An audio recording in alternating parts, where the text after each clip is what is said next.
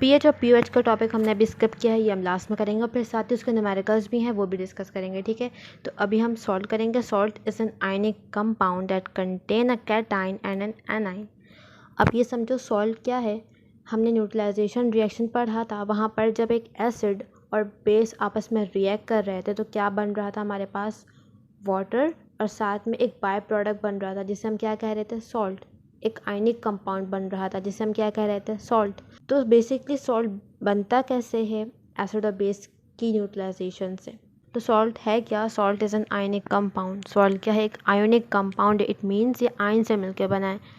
यहाँ पर जो बॉन्ड फॉर्म हुआ है वो कौन सा ionic bond, that contain a cation and an anion. इसमें दो आयन्स हैं, एक कैटाइन और एक एनाइन। सही है। कैटाइन क्या होता है, पॉजिटिव। इसको अगर हम ऐसे ब्रेक कर दें तो देखो Na पॉजिटिव और क्लोराइड नेगेटिव, ये दोनों ने मिलके क्या बनाया हुआ है, NaCl। तो इसमें दो आयन्स हैं, एक कैट आयन है जो पॉजिटिव है और एक एन आयन है जो नेगेटिव है। अब यहाँ पे इन्होंने एक और बात लिखी हुई है, कैटाइन फ्रॉम बेस। यहाँ पर जो कैटाइन है मीन्स पॉजिटिव आयन, वो किससे आया है, बेस से। तो देखो यहाँ पर Na कहाँ प्रेजेंट है, ये एक एसिड है, ये बेस है। Na कहाँ प्रेजेंट है, बेस में ना, NaOH। तो यहाँ पर जो कैटाइन है वो कहाँ से आएगा, बेस से। और जो एनाइन है, एनाइन मीन्स जो नेगेटिव आयन है। यहाँ पर नेगेटिव आयन कौन सा है, क्लोराइड आयन। ये नेगेटिव आयन कहाँ से आएगा, एसिड से। तो देखो एसिड यहाँ पे क्या है, HCl, इसमें क्लोराइड प्रेजेंट है। तो ये जो क्लोराइड है ये कहाँ से आया है, एसिड से। इसके अलावा ये बात याद रखना कि जब भी न्यूट्रलाइजेशन रिएक्शन होगी तो वाटर तो बनेगा, ठीक है।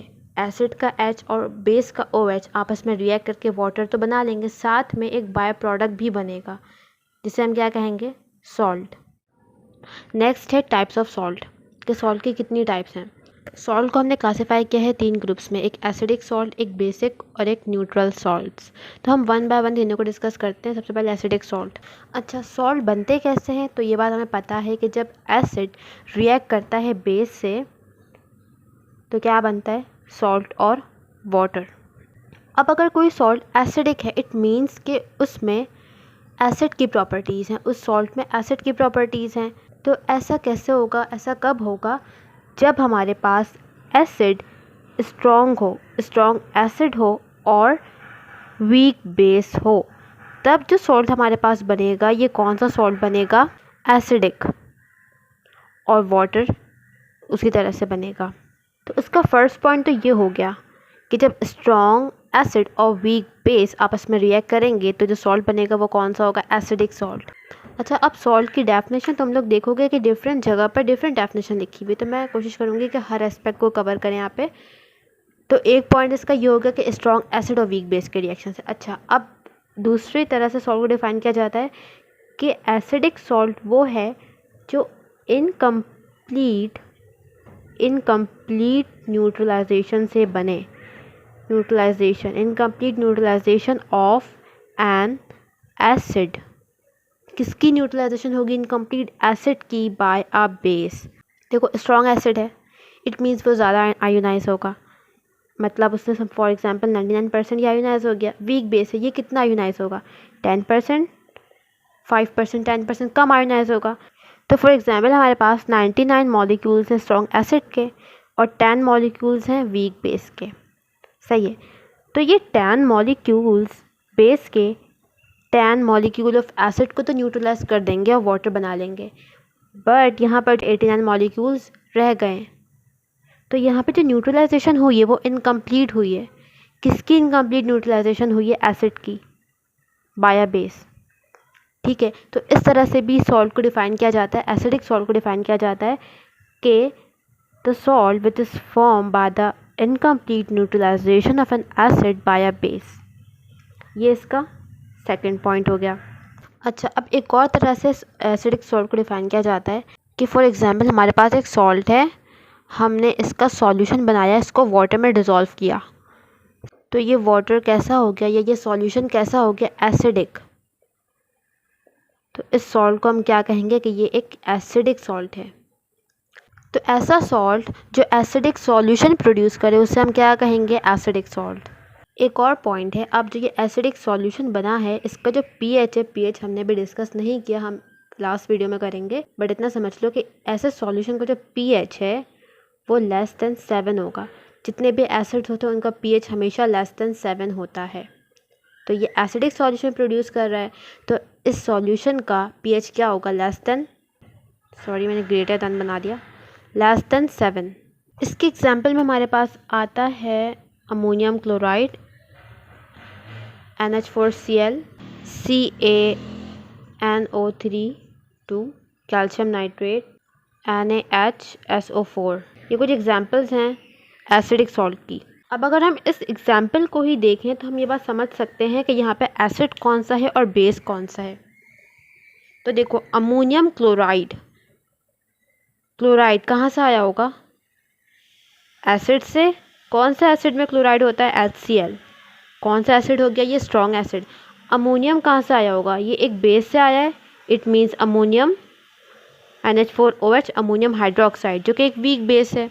तो ये बात हमें समझ में आ रही है कि ये जो स्ट्रॉन्ग एसिड है और वीक बेस है, तो जब भी आपस में रिएक्ट करेंगे तो जो सॉल्ट बनेगा वो कौन सा होगा, एसिडिक सॉल्ट। तो इसी वजह से जो अमोनियम क्लोराइड है वो क्या है, एक एसिडिक सॉल्ट। नेक्स्ट हम डिस्कस करेंगे बेसिक सॉल्ट। बेसिक सॉल्ट कैसे सॉल्ट्स होंगे, जिसमें बेस जैसी प्रॉपर्टीज़ हों, जिसमें बेस की प्रॉपर्टीज़ हों। ये सॉल्ट्स कैसे बनेंगे, by the reaction of strong base और वीक एसिड, तभी तो इसमें बेस की प्रॉपर्टीज़ आ रही हैं, ठीक है। तो जो सॉल्ट बनेगा वो कौन सा होगा, बेसिक सॉल्ट, और वाटर लास्ट में बनेगा। अब यहाँ पर देखो, ये तो इसका एक एस्पेक्ट हो गया, ठीक है। अब दूसरी तरह से हम कैसे डिफाइन कर सकते हैं कि incomplete neutralization of a base by an acid.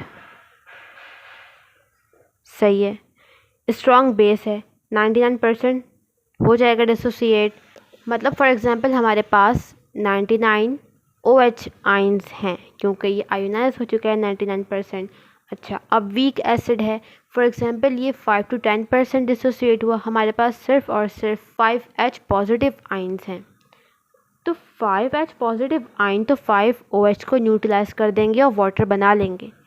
But यहाँ पर हमारे पास जो 94 मॉलिक्यूल्स रह गए बेस के, वो क्या करेंगे, इस सॉल्ट को बेसिक नेचर दे देंगे, बेस की प्रॉपर्टीज़ देंगे, जिसकी वजह से ये सॉल्ट जो बनेगा ये कैसा बनेगा, बेसिक सॉल्ट।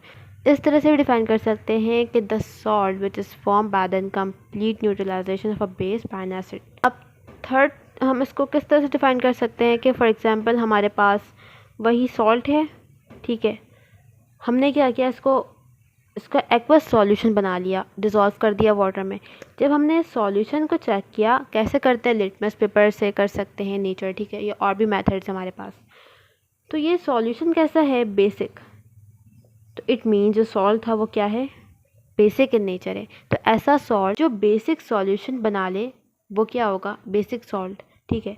अच्छा, अब बेसिक सॉल्ट से जो सॉल्यूशन बन रहा है उसका जो पीएच है, पीएच वो ग्रेटर देन 7 होगा।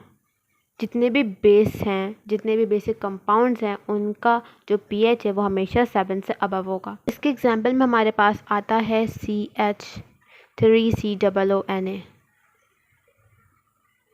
Sodium acetate, K2CO3, potassium carbonate, Na2CO3, sodium carbonate. अब हम देखते हैं ये बना कैसे है, ठीक है। इसकी एग्जाम्पल ले लेते हैं। तो इसमें जो सोडियम है ये कहाँ से आया होगा, हमारे पास जब एसिड बेस का रिएक्शन होता है तो सोडियम कहाँ पर होता है, NaOH बेस में। और जो ये एसीटेट आइन है CH3COO, ये क्या है, एक एनाइन, सही है। CH3COO एक एनाइन है, और हमें पता है कि जो एनाइन है वो कहाँ से आता है, एसिड से। तो CH3COOH एसिडिक एसिड। तो यहाँ पे हमें दिख रहा है कि बेस तो यहाँ पे स्ट्रॉन्ग है, बट यहाँ जो एसिड है वो कौन सा है, वीक एसिड। तो वीक एसिड और स्ट्रॉन्ग बेस की न्यूट्रलाइजेशन से जो सॉल्ट बनेगा वो कौन सा होगा, बेसिक सॉल्ट, और water as it is. Next हम डिस्कस करेंगे न्यूट्रल सॉल्ट्स। नाम से पता चल रहा है ये न्यूट्रल है, ना ही ये एसिडिक है ना ही ये बेसिक है। तो न्यूट्रल सॉल्ट्स कैसे बनेंगे? By the reaction of strong acid and strong base. क्या बनेगा? न्यूट्रल सॉल्ट और वाटर। ठीक है, ये इसका एक पॉइंट हो गया। अच्छा, अब दूसरा क्या है कि ये कंप्लीट न्यूट्रलाइजेशन से बनता है। ये complete neutralization of an acid and a base, तो जो सॉल्ट बनेगा वो कौन सा होगा? Neutral salt. क्यों यहाँ पे कंप्लीट न्यूट्रलाइजेशन हो रही है? क्योंकि यहाँ पे एसिड भी स्ट्रॉन्ग है, बेस भी स्ट्रॉन्ग है। फॉर एग्जांपल हमारे पास स्ट्रॉन्ग एसिड है और इसमें न्यूट्रलाइजेशन हुई है 90%, हमारे पास 90 आइंस बन चुके हैं, H positive ions. Strong base है, यहाँ पे आयोनाइजेशन ज़्यादा होगी, फॉर एग्जांपल 90%, कितने OH आइन बन जाएंगे? सही है, इक्वल अमाउंट है, तो ये आपस में एक दूसरे को न्यूट्रलाइज कर देंगे और क्या बना लेंगे? वाटर। तो यहाँ पर जो सॉल्ट बनेगा उसके पास ना ही एसिड की प्रॉपर्टी होगी ना ही बेस की प्रॉपर्टी होगी, बल्कि वो क्या होगा? न्यूट्रल। क्योंकि यहाँ पर कोई भी आयन डोमिनेंट नहीं हो रहा, बल्कि दोनों आपस में कैंसिल आउट हो रहे हैं। तो यहाँ पे कौन सी न्यूट्रलाइजेशन होगी? Complete neutralization. और ऐसे सॉल्ट का जो सॉल्यूशन होगा वो भी क्या होगा? न्यूट्रल। और न्यूट्रल जो भी सॉल्यूशंस हमारे पास होते हैं, जो भी कंपाउंड्स होते हैं, उनका जो pH होता है वो =7 होता है। तो न्यूट्रल सॉल्ट्स का जो सॉल्यूशन होगा वो उनका pH क्या होगा? 7। न्यूट्रल सॉल्ट्स की अगर हम एग्जांपल देखें तो NaCl, जो एन आइन है वो कहाँ से आता है? एसिड से। जो कैट आइन है वो कहाँ से आता है? बेस से। कहाँ से आया होगा? एसिड से। कौन सा एसिड से? HCl, स्ट्रॉन्ग एसिड है। कहाँ से आया होगा? बेस से।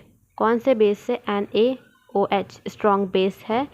तो जो रिजल्टेंट हमारे पास प्रोडक्ट बनेगा वो क्या बनेगा? सॉल्ट और वाटर। सॉल्ट कैसा होगा? Neutral, neutral salt. तो अभी तक हम सॉल्ट के बारे में काफ़ी सारी चीज़ें डिस्कस कर चुके हैं। अब हमने लास्ट इसकी प्रिपरेशन डिस्कस करनी है कि सॉल्ट को हम किस तरह से प्रिपेयर कर सकते हैं। तो salt are prepared by the action of acid on. Salt हम कैसे बनाएंगे? एसिड का रिएक्शन करवाएंगे इन सब के साथ। सही है, वन बाय वन हम देखेंगे। एसिड का रिएक्शन सबसे पहले बेस के साथ, जो कि अभी तक हम करते हुए आए हैं। NaOH बेस है, इसके साथ एसिड का रिएक्शन करवा देंगे, क्या बन जाएगा? NaCl, salt. इसको एक्सप्लेन करने की ज़रूरत नहीं है। नेक्स्ट क्या करना है? एसिड का रिएक्शन करवाना है मेटल के साथ। मेटल्स कौन सा एलिमेंट होते हैं? तो क्लास 9 में पीरियडिक टेबल पढ़ के आए हो। ग्रुप 1A और ग्रुप 2A के जो एलिमेंट्स हैं ये क्या होते हैं? Metals, like sodium, potassium, rubidium, caesium और कैल्शियम, मैग्नीशियम, ये सारे मेटल हमने ले लिया। सोडियम, इसको रिएक्ट करवाया एसिड के साथ, क्या बन जाएगा? सॉल्ट। और याद रखो कौन सी गैस रिलीज़ होगी? Hydrogen gas. ये रिएक्शन बहुत इम्पॉर्टेंट है, क्योंकि अगर कोई भी कंपाउंड हमारे पास ऐसा रिएक्शन देता है कि जब हम उसे मेटल से रिएक्ट करवाएं और वो हाइड्रोजन गैस प्रोड्यूस कर दे, तो हम उस कंपाउंड को कहते हैं कि इसमें एसिड की प्रॉपर्टीज़ हैं। तो ये रिएक्शन बहुत इम्पॉर्टेंट है किसी भी कंपाउंड को एसिड कहने के लिए, या ये कहने के लिए कि इस कंपाउंड में एसिडिक प्रॉपर्टीज़ हैं।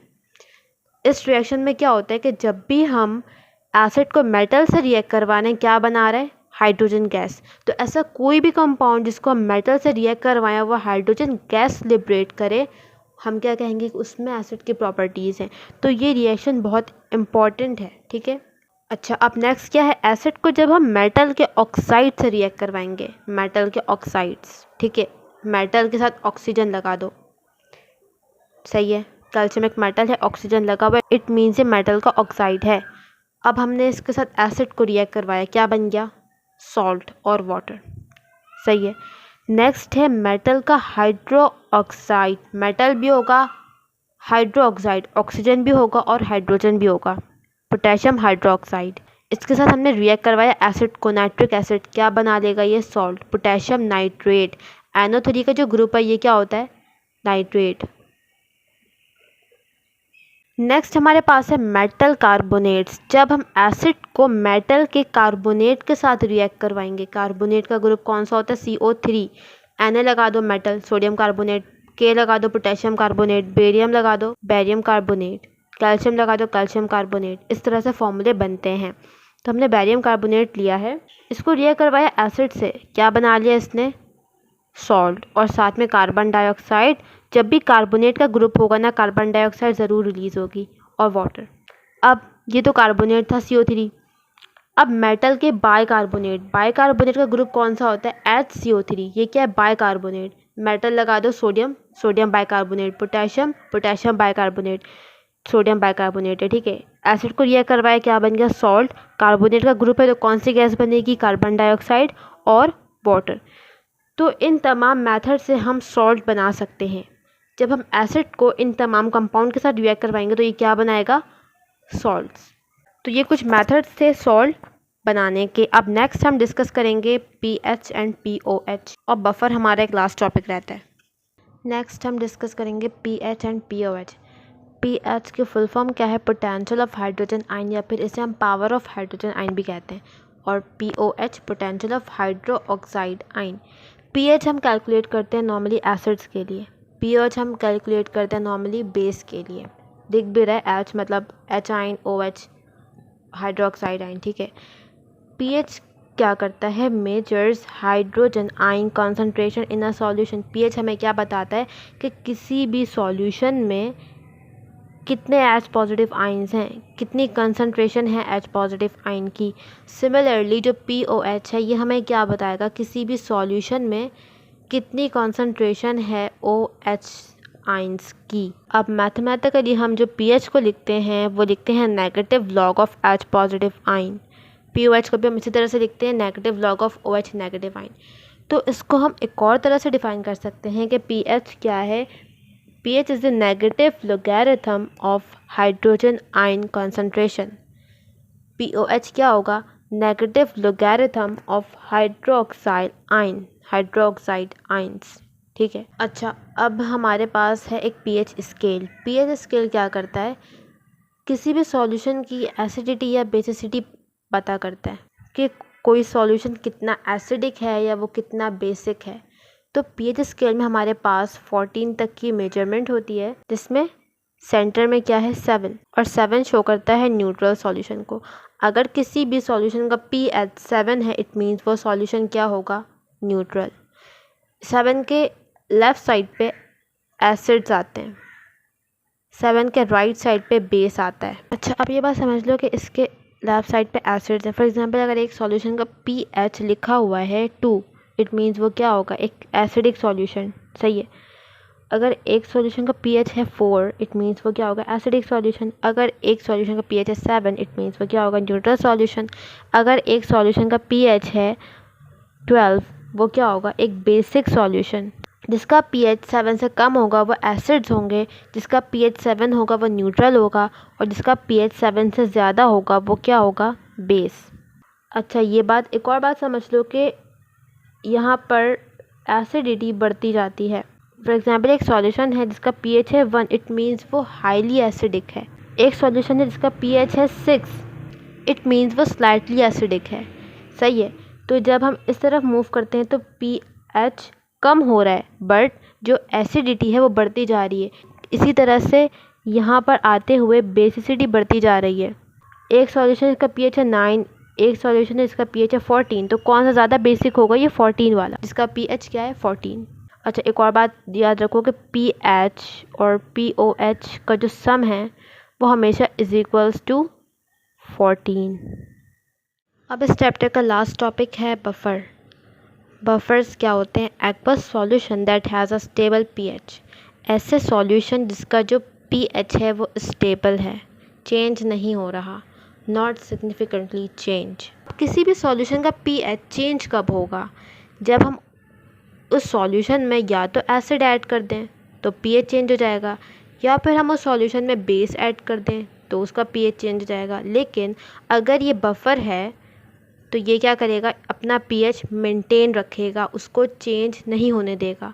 हम उसमें एसिड ऐड करें या उसमें बेस ऐड करें, बफर का जो pH है वो सेम रहेगा, वो चेंज नहीं होगा। अब ऐसा क्या है बफर में जो pH चेंज नहीं हो रहा, तो हम कॉम्पोजिशन देखते हैं बफर की कि किससे मिलके बना है। तो बफर्स की दो टाइप्स है हमारे पास, सही है, एक एसिडिक बफर्स, एक बेसिक बफर्स। अब जो एसिडिक बफर है ये किससे बना है, वीक एसिड और उसका अपना कॉन्जुगेट बेस। ये कॉन्जुगेट बेस वाली बात हमने पहले भी डिस्कस की, यहाँ पे हम डिटेल में नहीं करेंगे। तो जो वीक एसिड है और उसका अपना कॉन्जुगेट बेस, ये मिलके क्या बनाएगा, एसिडिक बफर। कॉन्जुगेट बेस को ही हम क्या कह रहे हैं, सॉल्ट, वो एक सॉल्ट ही है। अच्छा, अब जो बेसिक बफर्स हैं ये किससे बने हैं, वीक बेस और साथ उसका अपना कॉन्जुगेट एसिड, ये क्या बनाएगा, बेसिक बफर। एग्जाम्पल देखो एसिडिक बफर की, ये वीक एसिड है CH3COOH एसिडिक एसिड, उसका अपना कॉन्जुगेट बेस, ये क्या है, एक बफर। इसी तरह से एक वीक बेस है, उसका अपना कॉन्जुगेट एसिड, ये क्या है, एक बफर। यहाँ तक बात समझ में आ गई। अब हम ये देखते हैं कि इसका pH चेंज क्यों नहीं हो रहा। इसकी एग्जाम्पल लेते हैं एसिडिक बफर की, CH3COOH सॉल्यूशन है, ये किस फॉर्म में मिलेगा हमें, CH3 आयोनाइज फॉर्म में, COO प्लस H। अच्छा, अब हमने अगर इसमें एसिड ऐड किया, हमने इसमें क्या ऐड किया, एसिड। एसिड मतलब H पॉजिटिव आइंस, तो ये H पॉजिटिव आइंस क्या करेंगे, CH3COO के साथ एसिटेट आयन के साथ रिएक्ट कर जाएंगे और क्या बना लेगा दोबारा से, एसिडिक एसिड। क्योंकि एसिडिक एसिड एक वीक एसिड है इसलिए इसका जो pH है वो चेंज नहीं होगा बहुत ज़्यादा। इसका मतलब ये भी नहीं है कि pH कांस्टेंट रहेगा, यहाँ पे कांस्टेंट का वर्ड यूज़ नहीं हुआ। ऐसा नहीं है कि अगर pH पहले 5 था तो अभी भी 5 है, नहीं, अगर हमने H आइंस ऐड किए तो वो 5 से 4.9 4.8 हो जाएगा, बट ऐसा नहीं होगा कि वो 5 से 1 हो जाएगा या 5 से 2 हो जाएगा। तो चेंज होगा but slightly change, not significantly change, ये वर्ड बुक में यूज़ हुआ है। तो इसने क्या बना लिया, एसिडिक एसिड। एसिडिक एसिड क्योंकि एक वीक एसिड है इसलिए pH बहुत ज़्यादा चेंज नहीं होगा। ये बात हमने कर ली एसिड के बारे में। अब अगर हमने बेस ऐड कर दिया, बेस मतलब OH negative ions, OH negative ions क्या करेंगे, इस H पॉजिटिव के साथ रिएक्ट कर जाएंगे और क्या बना लेगा, वाटर। वाटर एक न्यूट्रल कंपाउंड है तो इसकी वजह से भी pH पर कोई चेंज नहीं आएगा। तो बफ़र्स इस तरह से वर्क करते हैं और बफ़र्स हमारी बॉडी में भी प्रेजेंट हैं, लाइक वाटर भी एक बफ़र है और प्रोटीन जो हमारी बॉडी में प्रेजेंट है वो भी बफ़र के तौर पे एक्ट करता है। यहाँ पे हमारा चैप्टर नंबर 2 कंप्लीट होता है। अब हम नेक्स्ट वीडियो से chapter number 3 organic chemistry start करेंगे।